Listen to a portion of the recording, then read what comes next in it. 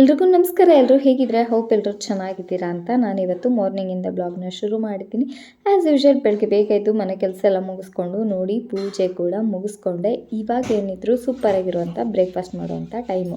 ಇವತ್ತು ನಮ್ಮ ಮನೇಲಿ ಚಪಾತಿ, ಹಾಗಲಕಾಯಿ ಪಲ್ಯ ಮತ್ತು ಬೀಟ್ರೋಟ್ ಪಲ್ಯ ತಿಂಡಿ ಮಾಡಿದ್ವಿ. ಅದು ಬಾಳೆ ಎಲೆ ಹಬ್ಬದ ಎಲೆ ಮಿಕ್ಕಿತ್ತು, ಅದರಲ್ಲೇ ತಿಂತಾಯಿದ್ದೀವಿ. ಅಮ್ಮ ಕೂಡ ಇವಾಗ ತಿಂಡಿ ತಿಂತಿದ್ದಾರೆ. ತಿಂಡಿ ತಿಂದಮೇಲೆ ಏನು ಕೆಲಸಪ್ಪ ಅಂದರೆ ಇವಾಗಷ್ಟೇ ತಿಂಡಿ ತಿಂದು ನಾನು ಕೂಡ ರೆಡಿ ಆಗಿದ್ದೀನಿ. ಇವತ್ತು ಎಲ್ಲಿಗೆ ಹೋಗ್ತಾ ಇದ್ದೀವಿ ಅಂತ ಅಂದರೆ ಅಮ್ಮಂಗೆ ರೆಗ್ಯುಲರ್ ಚೆಕಪ್ ಇದೆ. ಸೊ ಮಂತ್ಲಿ ಚೆಕಪ್ ಮಾಡಬೇಕು, ಶುಗರ್ ಮತ್ತು BP. ಸೊ ಹಾಗಾಗಿ ಹಾಸ್ಪಿಟಲಿಗೆ ಹೋಗ್ತಾ ಇದ್ದೀವಿ. ತಿಂಡಿ ನೋಡಿದ್ರಲ್ಲ, ಚಪಾತಿ ಮಾಡಿದ್ವಿ. ಚಪಾತಿ ಪಲ್ಯ ಬಾಳೆ ಎಲೆಯಲ್ಲಿ ತಿನ್ನುವಂತಹ ಖುಷಿ ಮತ್ತೊಂದರಲ್ಲಿಲ್ಲ.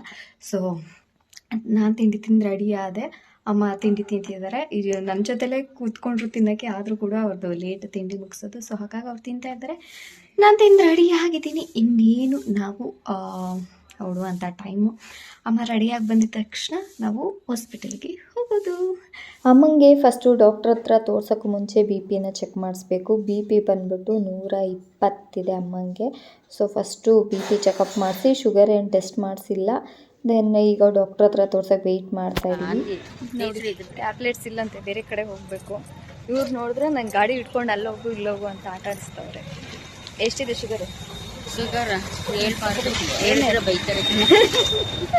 ಹೇಳ್ಬಾರ್ದಂತೆ, ಬೈತಾರಂತೆ ಜನ. ಯಾಕಂದರೆ ಯಾವಾಗಲೂ ಅಷ್ಟಿರತ್ತೆ. ಶುಗರ್ ಫ್ಯಾಕ್ಟ್ರಿ ಕ್ಲೋಸ್ ಆದ್ರೂ ಇಲ್ಲಿ ಓಪನ್ ಆಗಿದೆ. ಸೊ ಹಾಗಾಗಿ ಇವಾಗ ಮತ್ತೆ ಹಣ್ಣು ತೊಗೋಬೇಕು, ಬೇರೆ ಕಡೆ ಟ್ಯಾಬ್ಲೆಟ್ಸ್ ತೊಗೋಬೇಕು.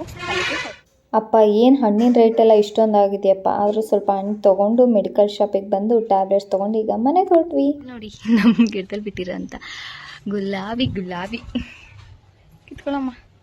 ಇನ್ನೊಂದಿತ್ತಲ್ಲ ಇಲ್ಲಿ, ಅಲ್ಲ ಇನ್ನೂ ಒಂದಿತ್ತು, 2 ಮುಗಿದಿದ್ದು. ನಾಳೆ ಚೆನ್ನಾಗಿ ಬರ್ತೈತೆ. ಅದಕ್ಕೆ ಜಾಗ ಇಲ್ದೇನೆ ಜನ ತಿನ್ಬಿಡ್ತೈತೆ. ತಗೊಂಡೋಗಿ ನೆಡ್ಬೇಕಿದಿನ ಪರಂಗಿ ಸಸಿ. ಇಲ್ಲ ಕಿತ್ಕೊಂಬ ಇಡೋಣ. ಈಗಷ್ಟೇ ಬಂದ್ವಿ, ಅಷ್ಟೊತ್ತಿಗೆ ಇಲ್ಲಿ ಗುಲಾಬಿ ಬಿಟ್ಟಿತ್ತಲ್ವಾ, ಅದನ್ನು ನೋಡ್ಕೊಂತ ಕಿತ್ಕೊಂಡಿದ್ದಾಯ್ತು. ಗುಲಾಬಿ ಇಟ್ಕೊಂಡೇ ಇದೆಯಲ್ಲ ಮುಡ್ಕತ್ಲಾಗೆ, ಸಂಜೆ ಹಾಸ್ಪಿಟಲಿಂದ ಬಂದು ಆಮೇಲೆ ಬಾಳೆಹಣ್ಣು ತೊಗೊಂಡು ಟ್ಯಾಬ್ಲೆಟ್ ಅಲ್ಲಿ ಇರಲಿಲ್ಲ, ಬೇರೆ ಕಡೆ ಟ್ಯಾಬ್ಲೆಟು, ಆಮೇಲೆ ಆಯಿಂಟ್ಮೆಂಟು ಎಲ್ಲ ತಗೊಂಬಂದ್ವಿ. ನೋಡಿರಿ ಎಷ್ಟು ಟ್ಯಾಬ್ಲೆಟ್ಸ್ ಇರೋದು. ಚಾಕ್ಲೇಟ್ ಇದ್ದಂಗೆ ನೋಡಿರಿ.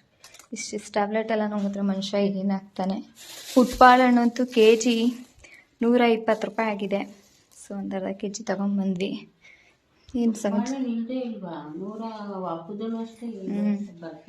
ಎಲ್ಲ ಜಾಸ್ತಿ ರೇಟ್ ಆಗಿಬಿಟ್ಟಿದೆ. ಬರೀ ಇರೋ ದುಡ್ಡೆಲ್ಲ ಮಾತ್ರೆಗೆ ಹಾಕೋದಾಗಿದೆ. ಏನು ಮಾಡೋದು, ಹೇಳ್ದಾಗ ಮಾತು ಕೇಳಲ್ಲ, ಕಮ್ಮಿ ಮಾಡಿಕೊಡ್ರಿ ಅಂದರೆ ವಾಕಿಂಗ್ ಮಾಡಲ್ಲ, ಏನಿಲ್ಲ. ಹಾಗಾಗಿ ಜಾಸ್ತಿ ಆಗ್ತಾನೆ ಇರುತ್ತೆ. ಆ್ಯಕ್ಚುಲಿ ಬ್ಲಡ್ ಟೆಸ್ಟೇ ಮಾಡಿಸಿಲ್ಲ. Next month first blood test ಮಾಡಿಸಿ ಆಮೇಲೆ ಹೋಗಿ ಟ್ಯಾಬ್ಲೆಟ್ಸ್ ತೊಗೊಬೇಕು. ಇವರು ಮಂತ್ಲಿ ಮಾಡಿಸಿ ಅಂದರೆ ಆಗಲ್ಲ ಅಂತಾರೆ. ಅದಕ್ಕೋಸ್ಕರ ಅಯ್ಯೋ ಬೇರೆಲ್ಲೆಲ್ಲ ಹೋಗುತ್ತೆ ಏನಾಗುತ್ತೆ. ಸೊ ಗೈಸ್, ಸ್ವಲ್ಪ ರೆಸ್ಟ್ ಮಾಡಿ ಆಮೇಲೆ ವಿಡಿಯೋನ ಕಂಟಿನ್ಯೂ ಮಾಡ್ತೀವಿ. ಸ್ವಲ್ಪ ಹೊತ್ತು ರೆಸ್ಟ್ ಮಾಡಿ ಎದ್ದು ಯಾಕೋ ಏನಾದ್ರು ಸ್ಪೈಸಿಯಾಗಿ ಏನಾದ್ರು ತಿನ್ನಬೇಕು ಅನ್ನಿಸ್ತು. ಅದಕ್ಕೆ ಬಿಸಿ ಮೆಣಸಿನ್ಕಾಯಿ ಬಜ್ಜಿ ಮಾಡ್ಕೊಂಡು ತಿಂತಾಯಿದ್ದೀನಿ. ಅದಕ್ಕೆ ಖಾರ ಚಟ್ನಿ ಮತ್ತು ಈರುಳ್ಳಿ ಹಾಕ್ಕೊಂಡು ತಿಂದರೆ ಹಬ್ಬ ಸಖತ್ತಾಗಿರತ್ತೆ. ಸೂಪರಾಗಿತ್ತು, ಚೆನ್ನಾಗಿ ತಿಂದೆ. ಆಮೇಲೆ ಸ್ವಲ್ಪ ಟೀ ಕುಡಿದೆ. ಸೊ ಟೀ ಕುಡ್ದು ಮೆಣಸಿನ್ಕಾಯಿ ಬಜ್ಜಿ ತಿಂದಿದ ತಕ್ಷಣ ಸೂಪರ್ ಎನರ್ಜಿ ಬಂತು. ಸೊ ಇದಾದಮೇಲೆ ಏನು ಕೆಲಸ ಅಪ್ಪ ಅಂದರೆ, ಟೀ ಎಲ್ಲ ಕುಡ್ದಾಯಿತು. ಇವಾಗ ಮತ್ತೆ ದೇವ್ರ ಪೂಜೆ ಮಾಡುವಂಥ ಟೈಮು. ಸಂಜೆ ಆಗಿದ್ದ ಕೂಡಲೇ ಇನ್ನೊಮ್ಮೆ ಪೂಜೆ ಆಗಲೇಬೇಕು. ಅದು ಏನೋ ಗೊತ್ತಿಲ್ಲ, ಬೆಳಗ್ಗೆ ಸಂಜೆ ದೇವ್ರ ಮುಂದೆ ದೀಪ ಹಚ್ಚಿ ಪೂಜೆ ಮಾಡಿಲ್ಲ ಅಂದರೆ ನಂಗೆ ಸಮಾಧಾನನೇ ಇರಲ್ಲ. ಸೊ ಹಾಗಾಗಿ 2 ಹೊತ್ತು ಪೂಜೆ ಮಾಡಲೇಬೇಕು. ಆವಾಗಲೇ ನಂಗೆ ಸಮಾಧಾನ ಅನ್ಸುತ್ತೆ. ಇಲ್ಲ ಅಂದರೆ ಏನೋ ಒಂಥರ ಮನಸ್ಸಿಗೆ ಕಸಿ ಬಿಸಿ ಅನ್ನಿಸ್ತಾ ಇರುತ್ತೆ. ಸೊ ಏನು ಮಿಸ್ ಮಾಡಿದ್ರು ದೇವ್ರ ಪೂಜೆ ಅಂತೂ ಮಿಸ್ ಆಗೋದಿಲ್ಲ. 2 ಟೈಮ್ಸು ಮಾಡ್ತಾ ಇರ್ತೀನಿ. ಇನ್ನು ಏನಪ್ಪ ವಿಷಯ ಅಂತ ಹೇಳಿದ್ರೆ, ಹಬ್ಬ ಎಲ್ಲ ಎಲ್ಲರೂ ಚೆನ್ನಾಗಿ ಮಾಡಿದ್ರೆ. ನಮ್ಮ ಮನೇಲಂತೂ ತಕ್ಕ ಮಟ್ಟಿಗೆ ಚೆನ್ನಾಗೇ ಆಯಿತು. ಮತ್ತು ತುಂಬ ಜನ ನನಗೆ ಇನ್ಸ್ಟಾಗ್ರಾಮಲ್ಲಿ ಮೆಸೇಜ್ ಮಾಡ್ತೀರಾ ವಿಡಿಯೋಸ್ ಬಗ್ಗೆ. ನಿಮ್ಮ ಫೀಲಿಂಗ್ಸ್ನ ಹೇಳ್ಕೊತೀರಾ. ಲವ್ ಫೇಲ್ಯೂರ್ ಆಗಿದೆ, ನನಗೆ ತುಂಬ ಇಷ್ಟಪಟ್ಟವ್ರು ದೂರ ಆದರು ಅಂತ. ನಾನು ಇನ್ಸ್ಟಾಗ್ರಾಮಲ್ಲಿ ನೋಡಿರುವಂಥ ಆಲ್ಮೋಸ್ಟ್ ಮೆಸೇಜಲ್ಲಿ ಏನಿರುತ್ತೆ ಅಂದರೆ 1 ತಿಂಗಳು 2 ತಿಂಗಳು ಪ್ರೀತಿ ಮಾಡ್ದವ್ರದ್ದು ಬ್ರೇಕಪ್ ಆಗಿರಲ್ಲ, ವರ್ಷಾನುಗಟ್ಲೆಯಿಂದ ಪ್ರೀತಿ ಮಾಡ್ದವ್ರದ್ದೇ ಬ್ರೇಕಪ್ ಆಗಿರುತ್ತೆ. ಒಂದು ರೀಸನ್ ಬಂದ್ಬಿಟ್ಟು 3ನೇ ವಿಷಯಕ್ಕಾಗಿರುತ್ತೆ, ಮತ್ತೊಂದು ಅವರಿಬ್ಬರ ಮಧ್ಯೆ ಅಂಡರ್ಸ್ಟ್ಯಾಂಡಿಂಗ್ ಇರಲ್ಲ, ದೆನ್ ಇನ್ನೊಂದು money is very big matter ಆಗುತ್ತೆ. ಸೊ ದೆನ್ ಕ್ಯಾಸ್ಟು ಅದೂ ತುಂಬ ಜನ ಅದನ್ನೆಲ್ಲ ಹೇಳ್ತಾ ಇದ್ದೀರಾ. ಮತ್ತು ಮೊದಲಿದ್ದಿದ್ದು ಇಂಟ್ರೆಸ್ಟು ಈಗ ಅವ್ರಿಗೆ ನನ್ನ ಮೇಲಿಲ್ಲ, ಟೈಮ್ ಕೊಡ್ತಾ ಇಲ್ಲ, ನನಗೆ ಕೇರ್ ಮಾಡ್ತಾ ಇಲ್ಲ ಅನ್ನೋದು ಒಂದಷ್ಟು ಜನದ್ದು ಮೆಸೇಜ್ ಇರುತ್ತೆ. ಸೊ ಏನು ಮಾಡೋದು ಅಂತ ಅಂಥವ್ರಿಗೆಲ್ಲ ನಾನು ಹೇಳೋದು ಇಷ್ಟೇ, ಏನಂದರೆ ಜೀವನ ಇದ್ದಂಗೆ ಯಾವತ್ತೂ ಇರೋದಿಲ್ಲ. ಪ್ರೀತಿ ಮಾಡೋಕ್ಕೂ ಮುಂಚೆ 100 ಸರಿ ಯೋಚನೆ ಮಾಡಿ ನಾವು ಇವ್ರನ್ನ ಪ್ರೀತಿ ಮಾಡ್ಬೋದಾ, ಮಾಡಿದ್ರೆ ನಮ್ಮ ಲೈಫ್ ಹೇಗಿರುತ್ತೆ, ಅವ್ರ ಜೊತೆ ನಮ್ಮಿಬ್ರದ್ದು ಮ್ಯೂಚುವಲ್ ಅಂಡರ್ಸ್ಟ್ಯಾಂಡಿಂಗ್ ಇರುತ್ತೆ ಏನು ಅಂತ.